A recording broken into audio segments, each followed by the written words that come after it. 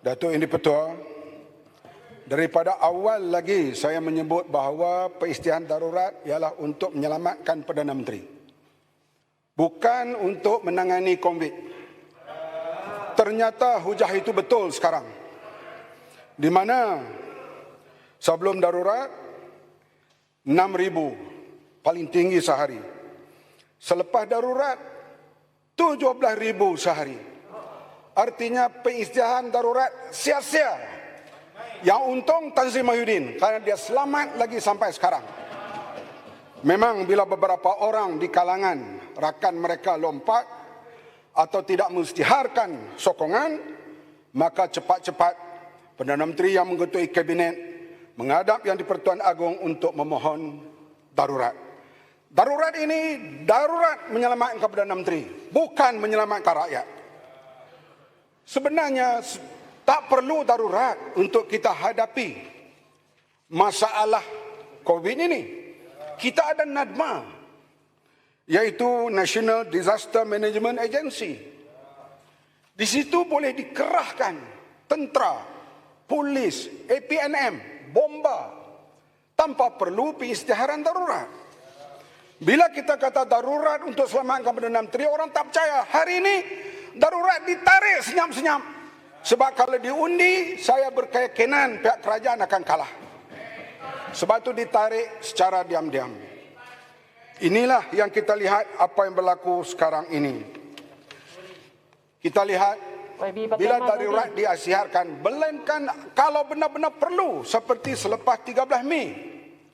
Kita tahu itu amatlah penting. Bahkan darurat di Kelantan dahulu pun dipertikai. Sehingga menteri dalam kerajaan letak jawatan dan menjadi pembangkang. Datuk Asri Haji Muda dan rakan-rakannya. Darurat kali ini darurat yang langsung tidak perlu. Darurat hal keselamatan, hal kesihatan. Tapi seolah-olah Malaysia dilanda dengan satu bencana yang hebat. Sekarang, bila sudah melebihi 1 juta, dan kita boleh hadiahlah piala kepada Perdana Menteri, selepas darurat angka telah sampai 1 juta. Bukan kita gembira dengan angka ini. Hari-hari sahabat saya meninggal dunia. Ataupun berada dalam stage 4. Kami Ketua Pemuda Pakatan Harapan sekarang stage 4 di Melaka. Dan lain-lain lagi, mereka sedang menderita. Yang Mohamad minta pakai mask walaupun tengah berbahas. Saya patuh, Datuk.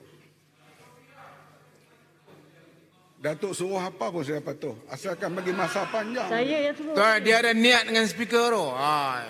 Abang Ahmad, bukan saya yang cakap. Ada orang kat bawah cakap. Cik Tanah, Mas Cik Tanah cakap. Kalau speaker ada niat, apa salahnya? Selamat pengantin baru.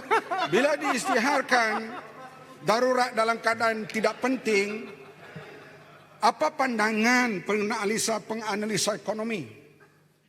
Kalau pembangkang kata kerajaan ini kerajaan gagal, tak ada masalah. Pembangkang bila pun tak sokong kerajaan. Kalau pula kami mengintah dulu pembangkang kata kerajaan yang tak berjaya, tak apa. Tapi bila belum mengatakan kerajaan Malaysia sedang gagal dan menuju kegagalan, Menteri Keuangan kena jawab lah ini sebab beliau yang layak jawab. Yang tahu hal ekonomi. Bila berita ini tersebar di seluruh dunia, bagaimana sikap para pelabur terhadap Malaysia sekarang ini? Bila mereka melihat negara lain semakin pulih, walaupun di Amerika Syarikat kematian mereka lebih daripada 500,000 juta, dan tetapi setelah divaksinkan sekarang kematian peratusnya menurun.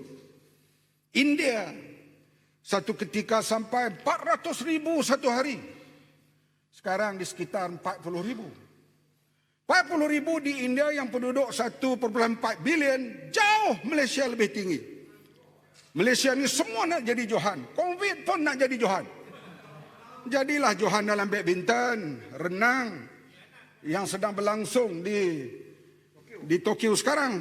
COVID pun nak jadi Johan. Soalnya diulang perkara yang sama setiap hari. Misalnya kita lihat, kita tak faham MCO ini. Saya dengan isteri saya bukan takat makan sekali, tidur sekali. Tapi bila pergi ke restoran, tak boleh duduk sekali. Pelik. Jadi MCO ini nak jaga siapa? Tak diberi taklimat kepada pihak polis dengan betul barangkali.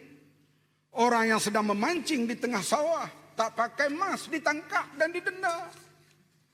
Sedangkan banyak makhluk kayangan terlepas ataupun didenda dengan begitu rendah. Pesta makan durian berlaku di zaman MCO ini. Kalaulah orang kampung yang buat, bagaimana mereka nak melepasi ini semua? Sebab itulah kita lihat, dah kita ulang sebut itu betul, sehingga baginda yang di-Pertuan Agong dan Raja-Raja Melayu melihat politik disalahgunakan untuk menyelamatkan. Sekarang kita ada 2 Perdana Menteri. Di sini nama dia Mahyudin. Di bajunya Mahyudin. Kita ada 2 Perdana Menteri sekarang ini. Jadi kita lihat dalam keadaan ini, daripada pihak pemerintah atau pembangkang, dalam hal menghadapi penyakit ini, biarlah kita bersatu. Biarlah kita bincang secara yang betul bagaimana MCO nak dibuat. Singapura sekarang telah mengisytiharkan endemik. Artinya mereka hidup dalam suasana pandemik ini. Setelah divaksin, mereka boleh pergi ke kedai, mereka boleh pergi ke mana-mana. Hanyalah mengikut peraturan-peraturan yang disediakan. Kita di sini, Perdana Menteri kata setelah disuntik vaksin 2 kali, boleh pergi ke sana, kemari, ke sana, kemari. Bohong. Tak malu bercakap bohong setiap hari. Ini yang kita heran. Yang pentingnya karena saudara ahli parlimen di sana nak selamatkan Perdana Menteri, negara menjadi menderita. Apa perlu kita, kenapa kita tak boleh korbankan seorang untuk selamatkan Malaysia ini? Kita tak boleh berada dalam keadaan begini. Duk nafi dan kita, menteri-menteri kita bolehlah berjalan dengan mudah ke luar negara, terutama di Timur Tengah. Sebab di sana demokrasi pun tak berjalan. Tapi kalau ke negara Eropah, kita lihatlah laman-laman web menteri dibelasah, dihentam. Karena di sana mereka amat mementingkan demokrasi. Kita lihat di UK, Datuk Pengurusi, Datuk Speaker, bercium bukan salah, tak cium salah. Kalau bertemu lelaki perempuan dalam umur yang dewasa. Tapi Menteri Kesihatannya letak jawatan. Bukan salah bercium, salah kena langgar SOP. Sini cakaplah apa pun. Apa tu Spanish fly ke apa, tak ada masalah. Sebab di Malaysia ini bebas. Menteri-menteri ini seolah-olah maksum. Mereka boleh buat apa saja dan rakyat melihat, rakyat menderita. Rakyat sekarang sudah hilang ingatan pada. Sudah membunuh diri, bukan main-main. Mana ada zaman saya membesar dulu dengar orang Melayu bunuh diri. Itu Menteri Agama. Sekarang orang Melayu, orang Islam dah mula bunuh diri. Bahkan mengatasi kaum yang lain. Ini bermakna suasana dah cukup panik. Tapi kita di sini datang minta kuasa, datang minta tambahan, buat darurat, sedangkan darurat membawa kegagalan. Kalau tidak, saya kata tadi, raja-raja tidak mengambil sikap yang sebegini rupa. Kita tidak mau sampai bila-bila pun yang di-Pertuan Agong dan Raja-Raja Melayu campur dalam hal ehwal urusan parlimen. Tetapi mereka terpaksa campur kali ini karena ada Perdana Menteri yang ketegak dan degil, tak mau berhenti walaupun tak cukup sokongan. Ya, kita boleh berbelanja berbilion, boleh lulus berbilion ringgit lagi, tapi kalau keadaan sebegini rupa, kita nampak kita akan hadapi masalah lebih besar. Sebab itulah kita harap boleh buat perubahan. Memang kerajaan PH dulu dikatakan gagal, tak pandai mengentah, tak apa. Tunggu pilihan raya, hukum kerajaan PH, bukan curi di tengah jalan. Bila curi di tengah jalan, ini tidak ikut prosedur parliamentary demokrasi. Kerajaan yang ditegakkan tidak stabil sampai bila-bila. Ya, boleh main sekarang sampai pilihan raya akan datang 2023. Saya yakin kerajaan ini tidak akan stabil.